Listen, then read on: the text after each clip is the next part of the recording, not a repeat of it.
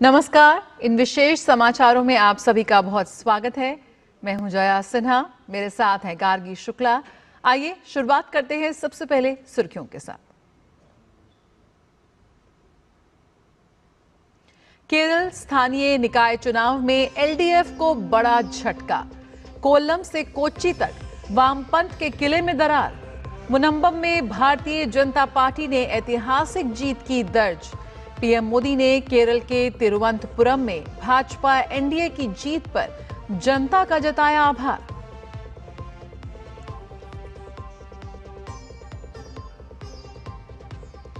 पंकज चौधरी ने उत्तर प्रदेश भाजपा अध्यक्ष पद के लिए किया नामांकन। मुख्यमंत्री योगी आदित्यनाथ, उप मुख्यमंत्री केशव प्रसाद मौर्य, ब्रजेश पाठक समेत भाजपा के कई वरिष्ठ नेता रहे उपस्थित। कल होगा औपचारिक ऐलान।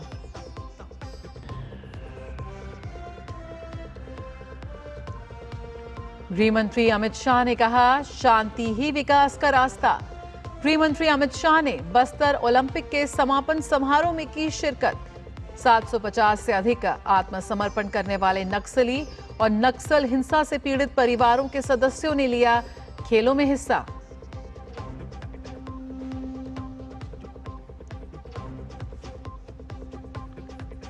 संसद पर हुए आतंकी हमले की आज 24वीं बरसी। राष्ट्रपति ने वीर शहीदों को किया नमन। उपराष्ट्रपति और प्रधानमंत्री ने संसद भवन परिसर में अर्पित की श्रद्धांजलि।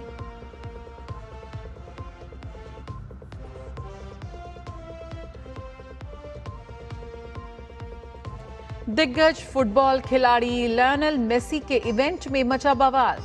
मेसी की झलक ना देख पाने से बिफरे फैंस।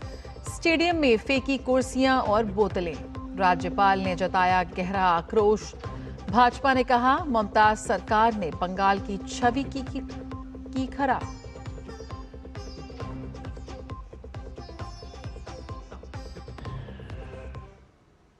देख लेते हैं खबरों को विस्तार से। प्रधानमंत्री नरेंद्र मोदी ने केरल के तिरुवनंतपुरम में भाजपा एनडीए की जीत को ऐतिहासिक करार देते हुए जनता का आभार जताया है। उन्होंने सोशल मीडिया प्लेटफॉर्म एक्स पर विकासिता तिरुवनंतपुरम हैशटैग के साथ संदेश साझा किया, जिसमें उन्होंने लिखा कि तिरुवनंतपुरम ने भाजपा एनडीए को जो समर्थन दिया है वे केरल की राजनीति में एक ऐतिहासिक मोड़ है। केरल के लोग इस बात को लेकर आश्वस्त हैं कि राज्य की विकास संबंधी आकांक्षाओं को केवल भाजपा ही पूरा कर सकती है। प्रधानमंत्री ने भरोसा दिलाया कि पार्टी तिरुवनंतपुरम के विकास के लिए पूरी तरह प्रतिबद्ध है और इसे एक जीवंत और विकसित शहर बनाने की दिशा में मिलकर काम करेगी।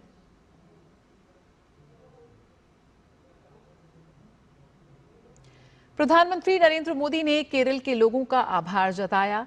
सोशल मीडिया प्लेटफॉर्म एक्स पर पोस्ट करते हुए उन्होंने कहा, केरल के उन सभी लोगों का मैं तहे दिल से आभार व्यक्त करता हूं जिन्होंने राज्य के स्थानीय निकाय चुनाव में भाजपा और एनडीए उम्मीदवारों को समर्थन दिया। केरल के लोग यूडीएफ और एलडीएफ से तंग आ चुके हैं। लोग एनडीए को ही एकमात्र विकल्प मानते हैं जो सुशासन और सभी के लिए अवसरों के साथ विकसित केरल बनाने में सक्षम है।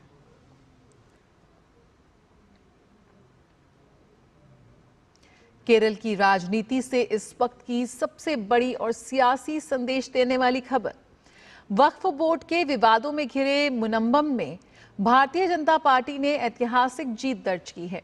जिस सीट पर कांग्रेस का कब्जा था, वहां की जनता ने वक्फ के दावों के खिलाफ और भाजपा के स्टैंड के समर्थन में वोट किया है।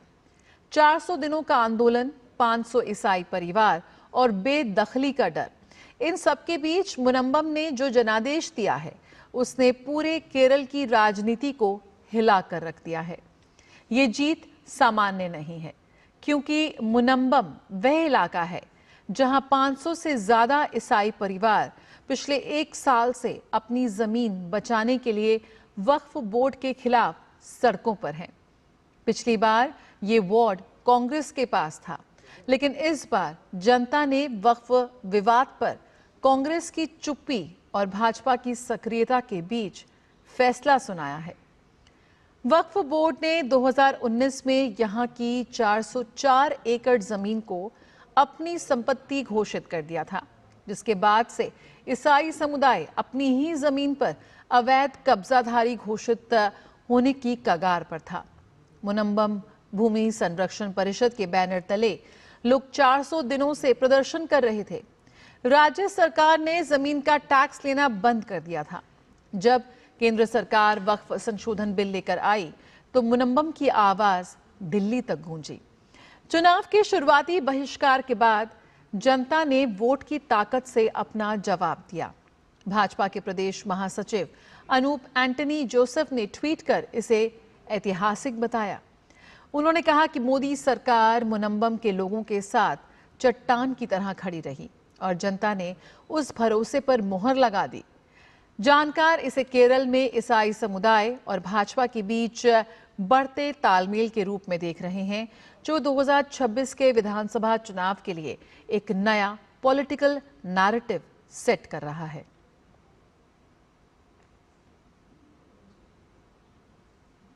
और केरल की सियासत से लगातार चौंकाने वाली खबरें आ रही हैं, जिसने राज्य की राजनीतिक दिशा पर एक नई बहस छेड़ दी है। त्रिशूर नगर निगम के कननकुल नगरा वार्ड में भाजपा की मुस्लिम उम्मीदवार मुमताज ने कांग्रेस की मजबूत प्रत्याशी सिंधु को हराकर ऐतिहासिक जीत दर्ज की है। ये वही वार्ड है जिसे कांग्रेस का अभेद्य किला माना जाता है। सबसे अहम बात यह है कि मुमताज की ये जीत एक हिंदू बहुल इलाके से आई है, जहां भाजपा से मुस्लिम चेहरे की जीत को किसी ने कल्पना भी नहीं की थी।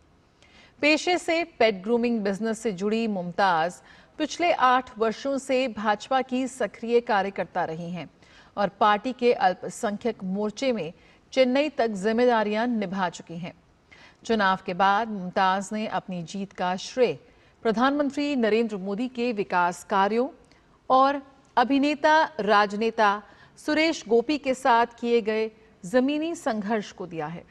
त्रिशूर कॉरपोरेशन में भाजपा की ये जीत कांग्रेस और लेफ्ट डेमोक्रेटिक फ्रंट दोनों के लिए गंभीर चेतावनी मानी जा रही है। जहां इस बार 28 महिलाएं चुनावी मैदान में थीं, वहीं मुमताज की जीत ने भाजपा के लिए महिला मतदाताओं और मुस्लिम समुदाय के बीच नए राजनीतिक अवसर खोल दिए हैं। राजनीतिक विश्लेषकों का मानना है कि ये परिणाम केरल में बदलती सियासी हवा और स्थानीय स्तर पर भाजपा की बढ़ती स्वीकार्यता का बड़ा संकेत है।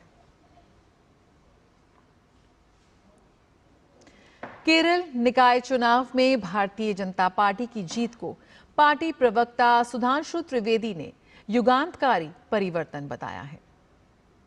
हम सब के लिए, भारतीय जनता पार्टी के लिए और राष्ट्रीय जनतांत्रिक गठबंधन एनडीए के लिए एक बहुत ऐतिहासिक और अभूतपूर्व दिन है, जब केरल नगर निगम के चुनावों में केरल की राजधानी तिरुवनंतपुरम में भारतीय जनता पार्टी और एनडीए ने बहुमत प्राप्त कर लिया है। यह निश्चित रूप से केरल की राजनीति के लिए एक युगांतकारी परिवर्तन है और भारत की राजनीति के लिए एक बहुत दूरदर्शी संकेत है। एर्नाकुलम जिले में मुनम्बम क्षेत्र में जो ईसाई बाहुल्य है, वहां भी भारतीय जनता पार्टी ने शानदार जीत हासिल की है। वोट चोरी को लेकर सुधांशु त्रिवेदी ने कांग्रेस पर पलटवार किया है। केरल में भाजपा की जीत को लेकर उन्होंने कहा कि यहां कांग्रेस और कम्युनिस्ट का वोट किसने चोरी किया। वहां के तमाम क्षेत्र जहां पर भारतीय जनता पार्टी नहीं जीती है अथवा हमारी कोई प्रभावी उपस्थिति नहीं है, जहां एलडीएफ और यूडीएफ के बीच में लड़ाई हुई है, वहां मैं कांग्रेस पार्टी से पूछना चाहता हूं, आपका वोट किसने चोरी किया है? वहां तो कम्युनिस्ट और कांग्रेस के बीच में ही है ना। तो मैं पूछना चाहता हूं कि आपका वोट किसने चोरी किया है, और कम्युनिस्ट पार्टी से पूछना चाहता हूं आपका वोट किसने चोरी किया है।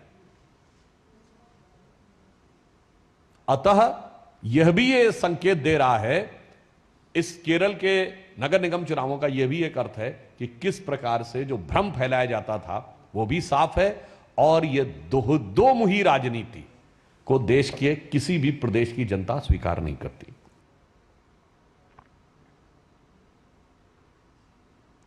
प्रधानमंत्री नरेंद्र मोदी ने केरल में भाजपा कार्यकर्ताओं का आभार जताते हुए सोशल मीडिया प्लेटफॉर्म एक्स पर लिखा, मैं उन सभी मेहनती भाजपा कार्यकर्ताओं का आभार व्यक्त करता हूं जिन्होंने जनता के बीच काम किया और तिरुवनंतपुरम नगर निगम में शानदार परिणाम सुनिश्चित किया। आज का दिन केरल में पीढ़ियों से चले आ रहे कार्यकर्ताओं के परिश्रम और संघर्षों को याद करने का दिन है, जिन्होंने जमीनी स्तर पर काम किया और आज के इस परिणाम को संभव बनाया। हमारे कार्यकर्ता हमारी शक्ति हैं और हमें उन पर गर्व है।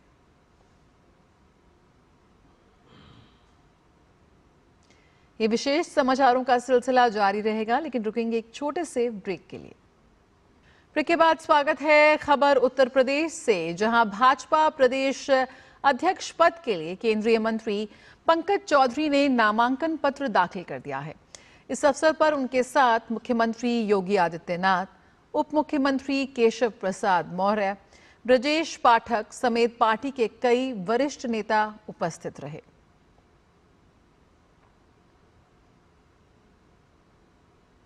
उत्तर प्रदेश में संगठन के मुखिया की तलाश अब खत्म होती दिख रही है। 14 दिसंबर को भाजपा अपने नए प्रदेश अध्यक्ष के नाम का आधिकारिक ऐलान करने वाली है। 1989 में गोरखपुर से पार्षद का चुनाव जीतकर राजनीति शुरू करने वाले पंकज चौधरी आज भाजपा के उन कद्दावर नेताओं में शुमार हैं जिन्होंने महाराजगंज सीट से 7 बार जीत दर्ज कर दिल्ली की संसद में अपनी धाक जमाई। क्यों पंकज चौधरी ही पहली पसंद, आइए आपको बताते हैं। पंकज चौधरी को यूपी की कमान सौंपने के पीछे भाजपा की गहरी राजनीतिक गणित है। कुर्मी वोट बैंक, यूपी में ओबीसी राजनीति, खासकर कुर्मी वोट बैंक पर पंकज चौधरी की जबरदस्त पकड़ है। पूर्वांचल का किला, गोरखपुर महाराजगंज क्षेत्र से आने के कारण पूर्वांचल में पार्टी को नई ऊर्जा मिलेगी। संगठनात्मक अनुभव, पार्षद से लेकर 2 बार केंद्रीय मंत्री तक का सफर उनके प्रशासनिक और सांगठनिक कौशल को साबित करता है। स्वच्छ छवि, 7 बार के सांसद होने के बावजूद निर्विवाद और जमीनी नेता की छवि। कल होने वाले औपचारिक ऐलान से पहले ही लखनऊ से लेकर दिल्ली तक जश्न का माहौल है। कार्यकर्ताओं का मानना है कि पंकज चौधरी के नेतृत्व में भाजपा 2027 के विधानसभा चुनाव के लिए एक अभेद्य चक्रव्यूह तैयार करेगी। केंद्रीय गृह एवं सहकारिता मंत्री अमित शाह आज छत्तीसगढ़ के जगदलपुर में बस्तर ओलंपिक के समापन समारोह में शामिल हुए। बस्तर ओलंपिक क्षेत्र के युवाओं की प्रतिभा को और निखारने और प्रदर्शित करने का एक बेहतरीन मंच है। कार्यक्रम को संबोधित करते हुए उन्होंने कहा, 31 मार्च 2026 को देश नक्सलवाद से मुक्त हो जाएगा। उन्होंने कहा कि वह स्वयं नक्सल मुक्त बस्तर की योजना को अंजाम तक पहुंचाने के लिए दिन रात कार्य कर रहे हैं। हमने तय किया था कि 31 मार्च 2026 के पहले समग्र देश से ये लाल आतंक को खत्म कर देंगे, और आज बस्तर ओलंपिक 2025 में हम इसके कगार पर खड़े हैं। भाइयों बहनों, मैं 2024 में भी आया था, 25 में भी आया हूं और 26 में भी आऊंगा, ये मेरा वादा है। परंतु जब बस्तर ओलंपिक 2026 में नवंबर दिसंबर में मैं आऊंगा, तब समग्र भारत और छत्तीसगढ़ से ये लाल आतंक नक्सलवाद समाप्त हो गया। अमित शाह ने कहा कि बस्तर ओलंपिक में एक टोली सरेंडर किए हुए नक्सल युवाओं की भी थी। नक्सलवाद से जुड़े 700 से ज्यादा युवा खेल के रास्ते पर आए हैं। उन्होंने कहा, यह देखकर खुशी हुई कि परेड में शांति के प्रतीक सफेद झंडे के साथ सरेंडर किए हुए खिलाड़ी आए हैं। अमित शाह ने कहा कि शांति ही विकास का रास्ता प्रशस्त कर सकती है। इस 700 खिलाड़ी जो नुआ बांट के खेले हैं, इस समग्र देश के लिए एक बहुत बड़ा उदाहरण है। वो भय की जगह आशा को चुने हैं, विभाजन की जगह एकता का रास्ता चुने हैं और विनाश की जगह विकास का रास्ता चुने हैं। और यही है नए भारत की मोदी जी की संकल्पना, विकसित बस्तर की करना। राष्ट्रपति द्रौपदी मुर्मू ने संसद भवन परिसर पर हुए कायराना आतंकी हमले की 24वीं बरसी पर शहीदों को श्रद्धांजलि अर्पित की। उन्होंने एक्स पर पोस्ट कर लिखा, वर्ष 2001 में आज ही के दिन संसद की रक्षा करते हुए प्राणों की आहुति देने वाले वीर नायकों को राष्ट्र नमन करता है। उनकी वीरता और कर्तव्य निष्ठा हमारी राष्ट्रीय भावना को निरंतर प्रेरित करती रहेगी। देश उनके और उनके परिवारों का ऋणी रहेगा। आज के दिन हम आतंकवाद के सभी रूपों से लड़ने के लिए भारत की प्रतिबद्धता की पुष्टि करते हैं। प्रधानमंत्री नरेंद्र मोदी ने 2001 में संसद भवन आतंकी हमले के दौरान सर्वोच्च बलिदान देने वाले वीरों को श्रद्धांजलि दी। उपराष्ट्रपति सीपी राधाकृष्णन ने भी जवानों को पुष्पांजलि अर्पित की। संसद भवन परिसर में सुरक्षा बलों के शौर्य और बलिदान को विशेष रूप से याद किया। वर्ष 2001 में लोकतंत्र के मंदिर संसद भवन पर हुए कायराना आतंकी हमले के दौरान इन जवानों ने अद्भुत बहादुरी का परिचय देते हुए हमले को विफल कर दिया था।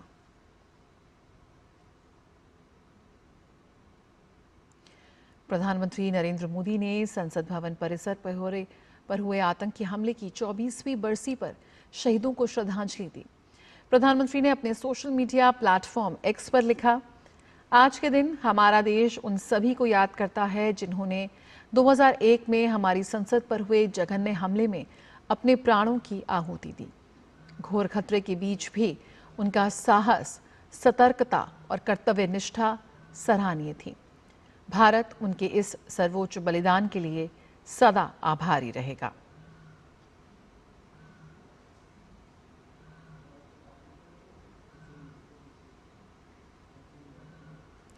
खबर कोलकाता से, जिसके सॉल्ट लेक स्टेडियम में लियोनेल मेसी को देखने आए फुटबॉल फैंस की नाराजगी भी देखने को मिली। फैंस ने कार्यक्रम के खराब प्रबंधन का आरोप लगाते हुए तोड़फोड़ की।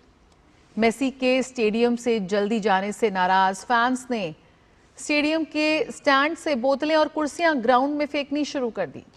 इसके चलते अर्जेंटीना के फुटबॉल सुपरस्टार लियोनेल मेसी का स्टेडियम के ग्राउंड में चारों तरफ घूमकर फैंस का अभिवादन करने का कार्यक्रम रद्द कर दिया गया। स्टेडियम में बिगड़ते हालात को देखकर मेसी को वहां से कड़ी सुरक्षा में निकाल लिया गया। मेसी को देखने के लिए हजारों की संख्या में फैंस पहुंचे थे। उन्होंने टिकट के लिए भारी कीमत भी चुकाई थी। फैंस ने मेसी के कम समय के लिए स्टेडियम में रुकने पर निराशा जताई। साथ ही साथ उन्होंने कहा कि सभी नेता और मंत्री उनके चारों ओर जमा थे, जिसके कारण फैंस कुछ भी नहीं देख पाए। इतना पैसा, भावनाएं और समय बर्बाद हो गया। हालांकि ममता बनर्जी ने इस घटना पर माफी मांगते हुए जांच समिति गठित की है।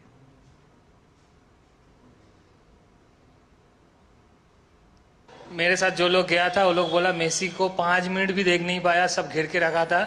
मेसी फुटबॉल वो टच भी नहीं किया था और he got furiated about the management and he left the stadium with utmost disappointment. He's overprotected. There are 3 or 4 like circles around him, and he was like that. He was not using a single speech. He was just like what, swinging his hand and like that. Can't see anything at there.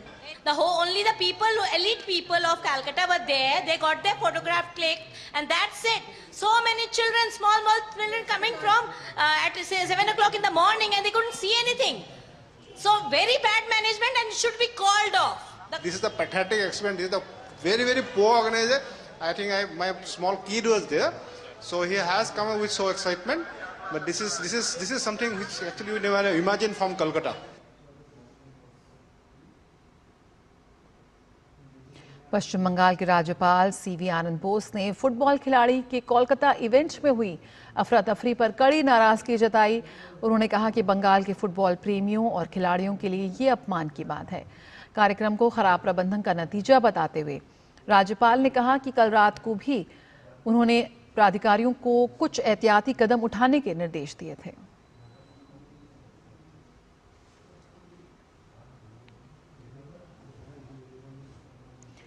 और राज्यपाल CV आनंद बोस ने आयोजकों की गिरफ्तारी, ticket का पैसा लौटाने, न्यायिक जांच और लापरवाह पुलिस अधिकारियों पर कार्रवाई की बात कही है। उन्होंने कहा कि फुटबॉल स्टार मेसी के नाम पर आम लोगों की भावनाओं से खिलवाड़ किया गया, जो अस्वीकार्य है।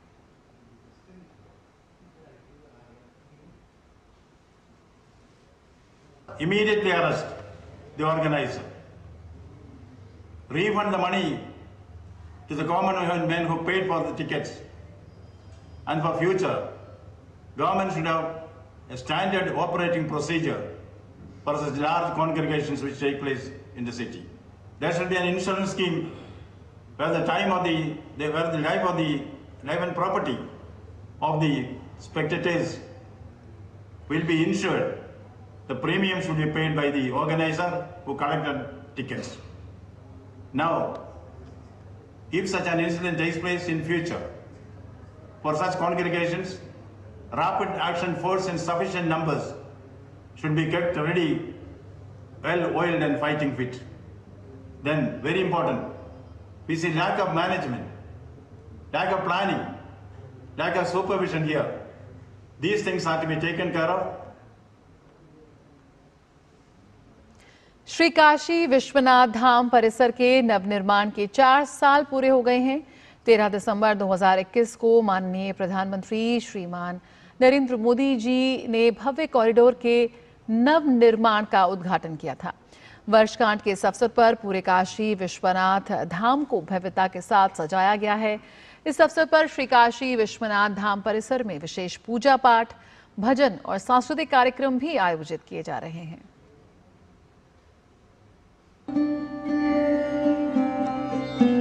श्री काशी विश्वनाथ धाम नवीनीकरण की चौथी वर्षगांठ 13 दिसंबर 2025 को पूरी हो रही है। इस पावन अवसर पर 13 और 14 दिसंबर को विविध सांस्कृतिक और आध्यात्मिक कार्यक्रम आयोजित किए जा रहे हैं। जैसे जन्मदिन के अवसर पर घरों में विशेष कार्यक्रम होते हैं, ठीक उसी तरह से श्री काशी विश्वनाथ धाम में भी विशेष चिरंजीवी पूजा की जा रही है।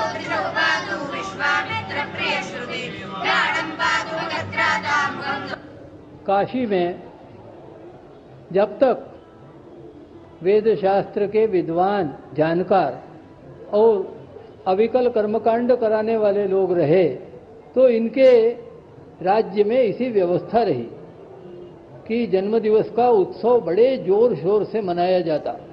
तो यही सब कार्य थोड़े में किया गया है। धर्म सिंधु में इसका बहुत महत्वपूर्ण सारांश दिया है। आस्था अर्थव्यवस्था का आधार बन रही है और एक भारत को श्रेष्ठ भारत बनाने में ऐसे प्रयासों की अहम भूमिका परिलक्षित हो रही है। लाखों की संख्या में श्रद्धालु नित्य प्रति दर्शन कर रहे हैं और स्वागत, सम्मान, सुरक्षा सहित तमाम चुनौतियों के बावजूद श्री काशी विश्वनाथ धाम प्रशासन मुस्तैदी के साथ सभी श्रद्धालुओं की आस्था का ख्याल रख रहा है। श्री काशी विश्वनाथ धाम का जो नवीनीकृत स्वरूप है, इसकी वर्षगांठ, तो पूरे धाम को बहुत विशेष रूप से सुसज्जित किया गया है। काशी का केंद्र आप कह सकते हैं भगवान विश्वनाथ का धाम है। तो इस केंद्र को जैसा होना चाहिए, जिस रूप में हमको मनाना चाहिए, केवल इसमें नृत्य का, संगीत का उत्सव ना हो या शास्त्र का उत्सव भी हो, केवल शास्त्र का उत्सव ना हो या लोक का उत्सव भी हो। तो हमारी शास्त्रीय परंपराओं का, हमारे शास्त्रोक्त ज्ञान और शास्त्रोक्त आचार का, और साथ ही लोक कल्याण का और लोक के जोड़ने का जो एक महोत्सव होता है, इस रूप में यहाँ पर शास्त्रोक्त कार्यक्रम हो रहे हैं, शास्त्रीय कार्यक्रम हो रहे हैं। धाम को इस उत्सव हेतु भव्य रूप से सजाया गया है। परिसर में प्रकाश, अलंकरण, पुष्प सज्जा और श्रद्धालुओं की सुगमता के लिए विशेष व्यवस्थाएं की गई हैं। दोनों दिनों में भक्तों के लिए भजन गायन, वैदिक मंत्रोच्चार, सांस्कृतिक प्रस्तुतियां तथा दिव्य दर्शन की विशेष व्यवस्था की जा रही है। मनीष वाजपेयी की रिपोर्ट, डीडी न्यूज, वाराणसी।